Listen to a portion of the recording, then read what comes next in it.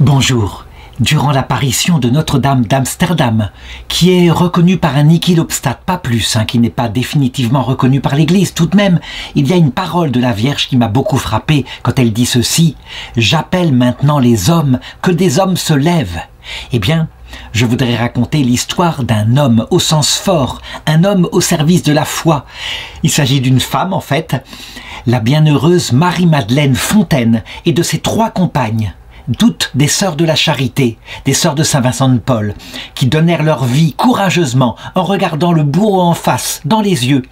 En 1794, durant la grande terreur de la Révolution française. Mais ce qui est extraordinaire, c'est que cette femme debout, vraiment, elle prophétisa la fin de la terreur. Elle la prophétisa avec certitude et plusieurs fois. Je vais le raconter. La question que je voudrais poser, c'est: est-ce qu'elle annonça cela simplement parce que le Seigneur le lui avait révélé? Ou est-ce qu'elle l'obtint du Seigneur, de l'autre côté, après avoir été guillotinée, et avec ses 3 compagnes? Nous sommes donc pendant la Révolution française, pendant cette deuxième phase qui a tourné vraiment mal. La première phase, tout le monde ne pouvait être que pour, c'était la phase de lumière, lorsque les privilèges exagérés des nobles furent supprimés, lorsque une certaine égalité fut donnée à tous les sujets du royaume de France. Et puis, très vite, la Révolution française, portée par des hommes des Lumières, tourna à l'esprit qui la portait, à savoir un anticatholicisme profond, fanatique. Au nom de la liberté, au nom de la tolérance, on se mit à imposer à ceux qui avaient été catholiques l'intolérance et la mort. D'étape en étape, entraînée par les plus virulents, l'Assemblée nationale française allait de plus en plus loin. Lorsqu'elle inventa le serment à la Constitution civile que devait prononcer le clergé, évidemment, il y avait là un pas de plus. Mais lorsque ceux qui refusaient de prêter serment furent menacés de déportation, puis de mort, puis réellement exécutés en masse parfois, comme ce fut le cas, par exemple, du côté de Nantes, sur des bateaux qu'on coulait, afin de tuer le maximum de prêtres, de religieuses qui avaient résisté. Eh bien, on le voit, on entrait dans le fanatisme le plus fort. Lorsque la France fut ensuite menacée par les puissances étrangères, en particulier par l'Autriche, d'une invasion, ce fut effectivement maladroit de la part de l'Autriche que de dire « si vous touchez à la tête du roi, il vous en cuira ». Là, les choses se déchaînèrent. Il suffisait d'être suspecte, d'avoir été dénoncé d'une manière ou d'une autre, et Dieu sait si l'on dénonçait à cette période-là pour être condamné à mort. En tout cas, du côté d'Arras, il y avait 6 sœurs de la charité, dont la mère était assez ancienne. Elle avait pratiquement atteint 70 ans. Et elle, en ce qui la concernait, elle avait dit à ses sœurs: « Nous rendons service au peuple, tout le monde le sait. On nous ne fera rien, je le crois. Et donc, même si je me trompe, et même si on nous fait quelque chose, alors qui d'entre vous veut continuer à servir ici ?» Eh bien, elles furent toutes volontaires, mais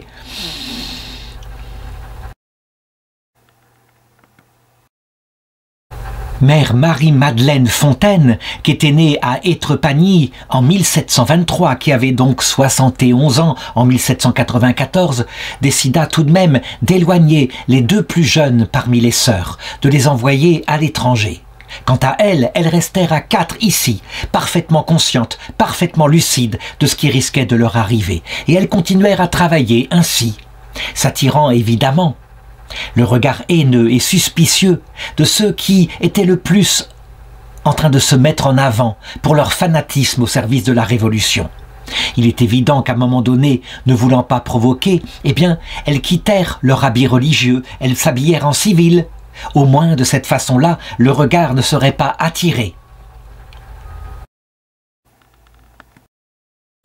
En agissant ainsi, évidemment, Mère Marie-Madeleine, qui était supérieure locale, avait obéi, vraiment, à la supérieure générale de l'ordre qui, dès avril 1792, leur avait dit « Je vous prie de ne pas abandonner le service des pauvres. Si je ne vous y force pas, pour vous qu'il n'y ait rien contre la religion, l'Église et la conscience. » Et donc, avec ces directives, évidemment, lorsqu'on leur demanda de prêter serment à la Constitution, là, elles refusèrent. Tout de go, elles ne cédèrent pas. Pour elles, c'était contre leur conscience, c'était évident. Elles étaient au service du Christ, et donc, le seul Seigneur était Dieu, et sur la terre, l'envoi par l'autorité de l'Église, donc par le pape. Elles restent donc fidèles à la mission que leur a signée leur fondateur, Saint Vincent de Paul. Nos seigneurs les pauvres. Oui, voilà, elles restent fermes. Évidemment, dans la région, il y a un homme particulièrement qui est en rage devant cela, ou plutôt, peut-être, eh bien, pour se faire bien voir de l'Assemblée nationale de Paris. Eh bien, a là quelques gibiers qu'il pourrait bien attaquer. Et de cette façon-là, évidemment, il serait repéré particulièrement parmi ceux qui sont zélés pour la Révolution française. Il s'appelle Joseph Le Bon. Il a un nom tout à fait adapté. C'est incroyable, hein, parce que l'histoire que je vais raconter est celle d'un apostat. Joseph Le Bon a été prêtre. Et, à un moment donné, lorsqu'il est devenu professeur de rhétorique dans une école, eh bien, les élèves disaient de lui « Ah, son nom est bien trouvé ». Il faut que je me penche sur son histoire. Elle est la contrepartie noire de cette histoire, véritablement. D'abord, qui est-il? Eh bien, c'est un fils de sergent de ville du côté d'Arras et il appartient à une famille de 9 enfants qui sont très pauvres. Mais, à un moment donné, eh bien, il se dirige vers la vocation. Peut-être, au départ, pour obtenir la possibilité de faire des études. Est-ce avec un zèle très poussé? Manifestement, on pourrait dire que non. Pourtant, il entre, à un moment donné, chez les oratoriens d'Arras, qui sont un ordre religieux, donc qui implique normalement une consécration beaucoup plus poussée. C'est un homme qui est né en 1765, ce qui veut dire que cette année-là, 1794, il a moins de 30 ans. Il a fait son noviciat à partir de 1783 et petit à petit dirigé par cet ordre, les oratoriens, qui sont un ordre très pieux avec un grand culte de la Vierge Marie, des saints et des anges, qui a été fondé par saint Alphonse de Ligorie. Eh bien, il est ordonné prêtre. Et je l'ai dit, il devient professeur. Il est ordonné par Monseigneur Talleyrand, l'évêque d'Autun. Et ça, peut-être, manifestement, il y a une sorte de prophétie négative quand on sait ce qu'est devenu par la suite Talleyrand. La Révolution éclate, 1789, 1790, et voilà que le 5 mai 1790, eh bien, il y a quelque chose qui marque son état de professeur. Des enfants de sa classe s'échappent du collège. Ce n'est sans doute rien d'autre qu'une bêtise de collégien, mais lui, il est blâmé par ses supérieurs pour ne pas avoir tenu assez sa classe. Et donc, qu'est-ce qu'il fait? Il part à leur recherche, il les ramène à l'intérieur du collège. Manifestement, on lui a fait des reproches sévères et dans son orgueil, vraiment humilié, il déchire sa soutane et il dit qu'il quitte la congrégation des oratoriens. Et puis, étant revenu de sa colère quelque temps plus tard, il veut y rentrer de nouveau. Mais là, ses supérieurs lui disent que non, il ne pourra pas y rentrer. On peut donc supposer qu'il y avait d'autres faits qui étaient arrivés, peut-être justement qu'il s'était rendu compte qu'il n'avait pas du tout la vocation. Lui, qui était parmi les prêtres, se transforme à partir de ce moment-là en quelqu'un qui est dans la haine et la revanche vis-à-vis de l'Église. Et je dirais, tout ce qu'il pourra trouver ainsi pour persécuter les chrétiens, lui, ancien prêtre, il va le faire à partir de ce jour. Il se lance en politique et à cette époque-là, on peut être élu député. Mais, je l'ai dit, l'époque est dangereuse. Être député, c'est ça. Approcher de l'antre du lion, l'antre où on peut mourir, et c'est ainsi. Il est dénoncé une première fois, et ça c'est tout à son honneur, suspecte de modérantisme, ce qui veut dire qu'il n'est pas parmi les plus fanatiques. En 1792, le 5 novembre, il se marie avec sa cousine germaine Élisabeth Régniez à Saint-Paul-sur-Ternoise. Et puis, il reprend sa charge de député, et là on le voit, qui s'oppose à la mise à mort du roi. Là encore, c'est tout à son honneur. Il n'est pas parmi les plus fanatiques. Arrive ensuite le 1er juillet 1793 et là, pour la première fois, il est envoyé en mission en province afin de récupérer tout ce que les accapareurs volent. Et donc là, il se montre zélé, il récupère des choses, l'armée a besoin et on a besoin d'argent pour lutter contre ceux qui menacent d'envahir et de détruire la Révolution française. On doit l'envoyer une deuxième fois en mission dans l'Orne, mais il refuse, il prétexte la santé de sa femme. Et c'est là que commence l'ère de Maximilien de Robespierre, la terreur, afin de terroriser les ennemis de la liberté. Et là, peut-être justement parce qu'il risque d'être exécuté. Je l'ai dit, il a été dénoncé plusieurs fois pour être modéré. Et il ne faut pas être modéré à cette époque-là. Robespierre exécute à sa droite, à sa gauche, les trop fanatiques, les pas assez fanatiques. C'est sa pensée qui semble dominer. Eh bien, il va montrer à partir de ce moment-là un zèle incroyable. Il est parmi les plus acharnés. Il poursuit en particulier les prêtres réfractaires. Il a plus dur que lui à l'Assemblée un certain Guffroy, son ennemi qu'il avait déjà dénoncé jadis et qui l'accuse de nouveau de tiédeur. Alors, eh bien, pour protester, il renouvelle encore son zèle. Quand on regarde ce comportement, on pourrait penser que peut-être il est terrorisé, il se laisse entraîner, que réellement il a peur de la mort, c'est possible. En tout cas, ce qui est sûr, par le nombre de prisonniers qu'il fait, eh bien qu'il y a péché mortel, c'est certain, péché mortel de faiblesse probablement, mais réellement péché mortel. Il est en dehors de l'Évangile et depuis bien longtemps.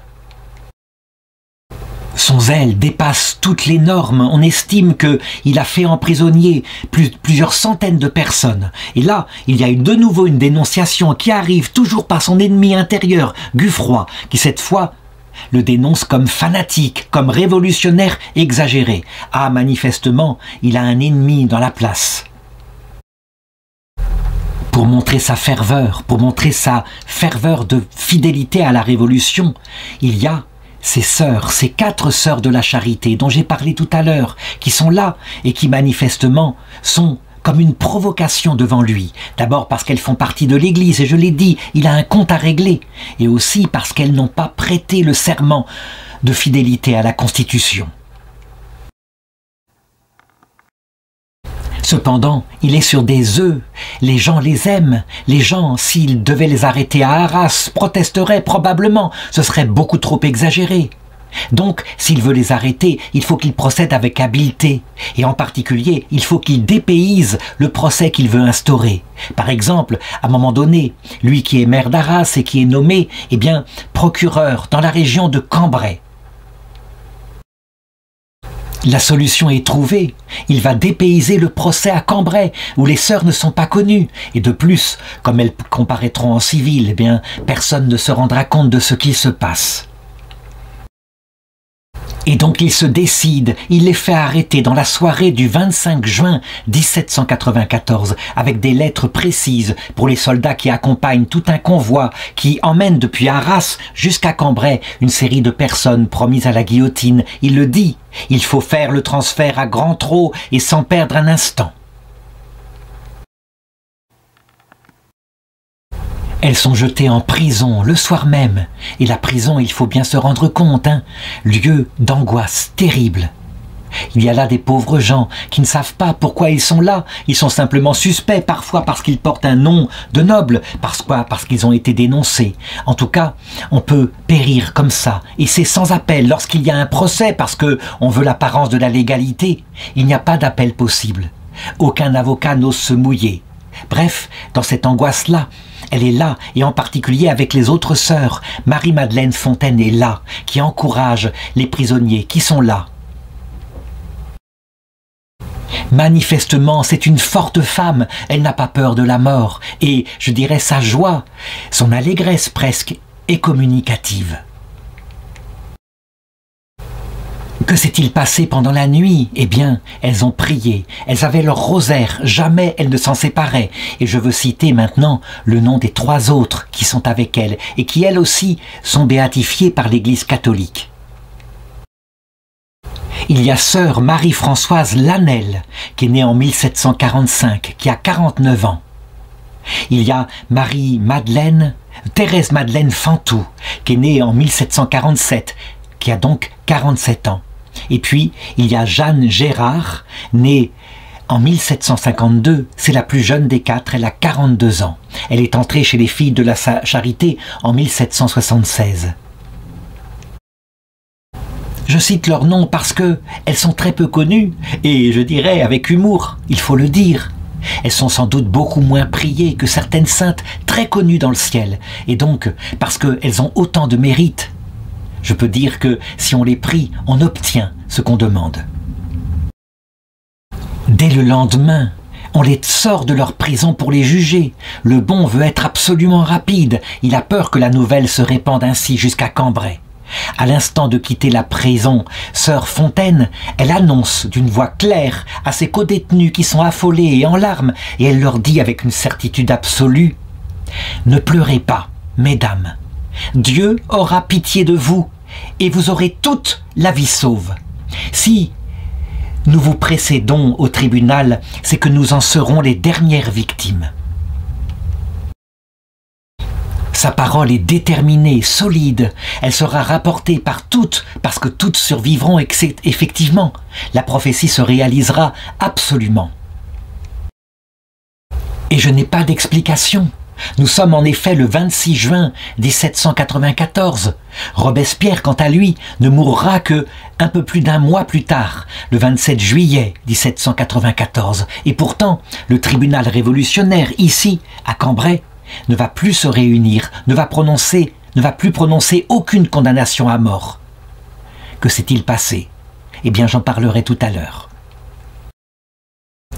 Le procès est expéditif et il y a donc Joseph le Bon qui est là et qui préside au débat, ou plutôt qui est l'accusateur public, qui leur demande donc de prêter serment à la constitution civile du clergé, et toutes refusent, et elles disent que elles ne renieront pas leurs vœux religieux. La chose est jugée, il n'y a pas d'appel possible, elles sont immédiatement condamnées à mort. Et donc les gardes se précipitent vers elles, on veut leur arracher leur chapelet, et elles qui ont été si calmes jusqu'ici protestent avec de hauts cris, on ne leur enlèvera pas leur chapelet, il n'en est pas question. Manifestement, et pour ne pas faire de vagues, eh bien on laisse leur chapelet, elles ne s'en sépareront jamais. Ensuite, il faut les préparer pour l'exécution. On doit leur tondre les cheveux pour celles qui en ont encore. Et là, les assistants du bourreau, pour se moquer d'elles, eh bien, feront de leur rosaire une sorte de couronne qu'ils mettront sur leur tête. Et elles, ça, elles l'acceptent. Elles le prennent joyeusement comme une couronne de gloire.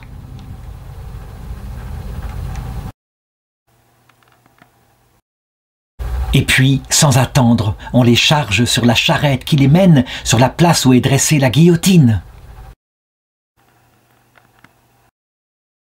L'exécution doit se faire sur la place du marché, qui est pleine de monde, publiquement ainsi. Eh bien, il se passe quelque chose de surprenant. La nouvelle manifestement s'est répandue. Les marchands qui sont là replient leur établi et s'en vont. Et ils le disent, nous préférons ne rien gagner aujourd'hui. Elles sont là, toutes les quatre, et elles chantent de toute leur force un Ave Maris Stella. Bonjour, étoile de la mer. C'est un chant à la Vierge Marie, évidemment. Elle se prépare à la rencontre de l'autre côté. Et puis, une par une, on les amène à l'échafaud.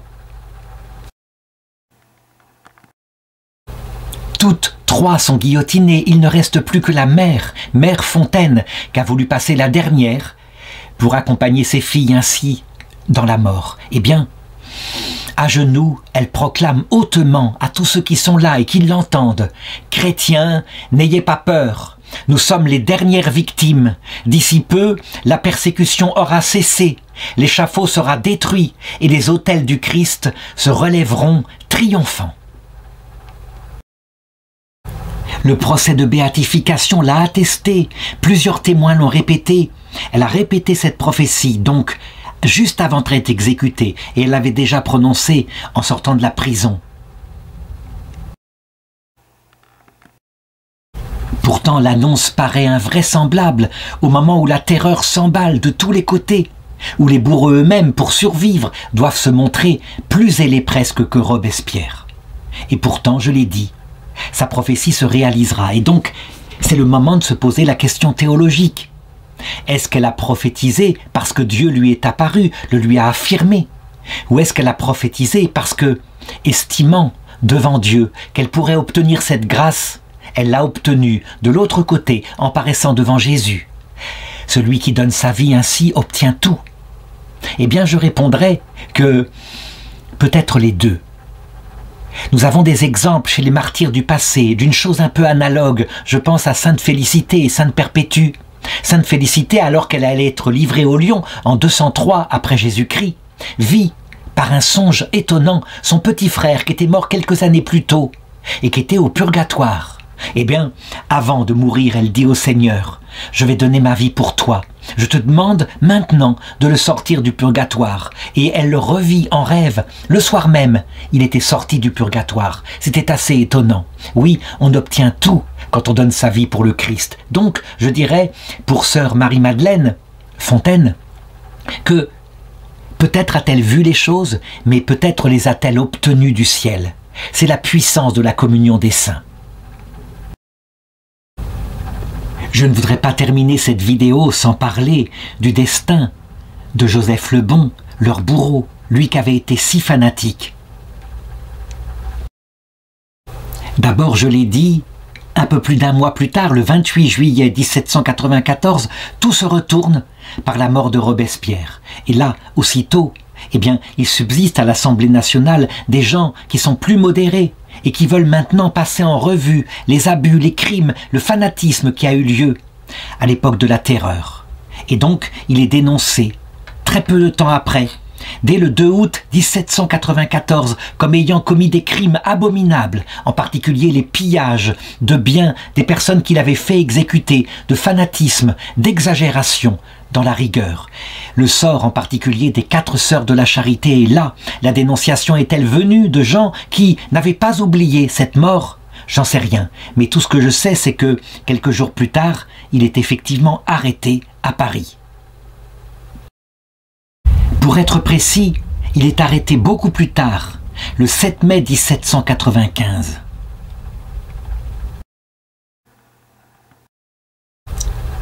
Mais presque cette année qu'il a passée ainsi, il l'a passée dans l'angoisse, on peut se douter. Les choses se sont attendries en lui. L'acte d'accusation, eh bien, porte 4 faits. Assassinat juridique, oppression des citoyens en masse, exercice de vengeance personnelle, il se vengeait contre l'Église particulièrement, vol et dilapidation. On saisit chez lui de nombreux papiers et aussi des objets. Et il s'en plaint lors de son procès en disant qu'il ne peut pas préparer sa défense de manière régulière. C'est un peu cocasse pour quelqu'un qui a laissé si peu de défense à ceux qu'il a fait exécuter. Cependant, on voit que son âme est dans la détresse. On a quelques lettres qui ont été publiées beaucoup plus tard, et une lettre en particulier qu'il écrit à sa femme et où on trouve ce passage. « Oh ma chérie, ne dis plus que je vais mourir. Je vais commencer cette nouvelle vie dans tous les cœurs dévoués de la République. » Ce qui montre manifestement qu'il ne pense pas à la vie éternelle, mais à une vie comme serviteur de la Révolution française. Il n'est pas revenu à sa foi, la foi qui l'avait éduqué dans sa jeunesse. Il en reste tout à fait plein de rancune contre elle. Et la suite de son histoire est celle d'un long chemin de croix. Il est finalement jugé le 11 octobre 1795, ce qui implique qu'il est resté en prison plusieurs mois. Et donc, il est condamné à mort pour abus de pouvoir pendant sa mission. Sa défense consistait à dire « Je n'ai fait qu'obéir à la loi ». On trouve ici de nouveau quelque chose qui ressemble un peu au procès de Nuremberg, la même défense. « Je n'ai fait que obéir à la loi ». On a maintenant, du coup, à cause de cela, eh bien, un regard sur l'objection de conscience. Il doit y avoir, quand des décrets sont contre la loi humaine, il doit y avoir possibilité et même devoir de résister à un ordre qui serait immoral. Ce n'est pas si facile que cela, Très souvent, les gens confondent ce qui est légal et ce qui est moral. En tout cas, sa défense n'a pas convaincu, et donc il est exécuté à Amiens le 24 Vendémiaire de l'an 4, c'est-à-dire le 16 octobre 1795. Ce qui est étonnant, c'est que ce qu'il avait prophétisé dans sa lettre à sa femme s'est vraiment réalisé pendant un siècle.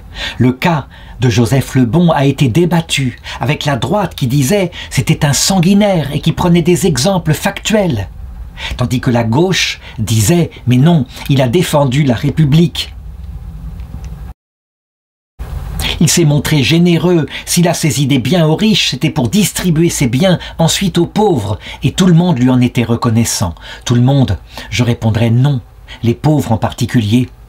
Parce qu'il avait exécuté les petites sœurs de la charité, qui, elles, s'occupaient, sans rien chercher en retour, d'eux.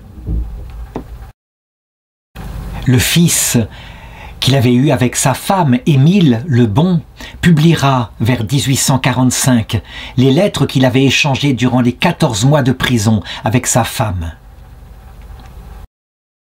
On le voit jusqu'au bout, jusqu'à son exécution. Il a prétendu avoir été un serviteur fidèle de la Révolution française. Maintenant, qu'est-il devenu de l'autre côté de cette vie ? Je dirais qu'on ne peut pas se prononcer. Certains, trop rapidement, ont dit, manifestement, jusqu'au bout, il a renié sa foi, il est resté fidèle aux horreurs qu'il a commises lui-même. Mais, de fait, en réalité, il est impossible de savoir, sans compter l'accueil qui fut fait à l'heure de sa mort, évidemment, par ses victimes et en particulier par les 4 sœurs béatifiées, martyrs dont je parle aujourd'hui, qui, effectivement, n'ont pas caché l'horreur de ce qu'il avait fait, mais, bien sûr, lui ont dit que, maintenant qu'il voyait la vérité, le pardon était possible. On peut donc penser que cet homme qui, tout de même, avait des choses dans son cœur qui étaient droites, comme l'amour de sa femme, que cet homme, peut-être, s'est repenti, poussé par elle, mais qu'il est un grand pécheur sauvé. S'il est au paradis maintenant, alors vraiment, il le dit. Ce que j'ai fait à l'époque, je ne savais pas ce que je faisais. Certains opposeront à cette thèse le fait qu'il était prêtre, qu'il avait reçu l'enseignement par les meilleures congrégations religieuses, Saint Alphonse de Liguori, la Piété, la Vierge Marie. Oui, mais quand on est prêtre et que intérieurement, on ne croit pas en tout cela, que sa foi n'est pas branchée profondément sur l'Esprit Saint, eh bien, je dirais, l'Évangile n'a aucun impact, l'Esprit Saint ne vient pas. Il faut donc qu'à un moment donné, tout soit révélé de nouveau, en vérité, sans aucune espèce d'obscurité, sans aucune espèce de faiblesse. Le péché qui conduit en enfer, directement, c'est le blasphème contre l'Esprit Saint, c'est-à-dire un péché où il n'y a plus aucune sorte d'ignorance, ni aucune sorte de faiblesse, et donc il nous est impossible de juger le sort de Joseph le Bon. Tout ce qu'on peut faire, c'est, des années après, plus de 200 ans après, prier pour son âme. Certains diront que c'est trop tard, mais pas du tout, parce que la prière, elle n'est pas dans le temps. Dieu la prend et il peut la montrer telle qu'il en avait besoin 200 ans plus tôt.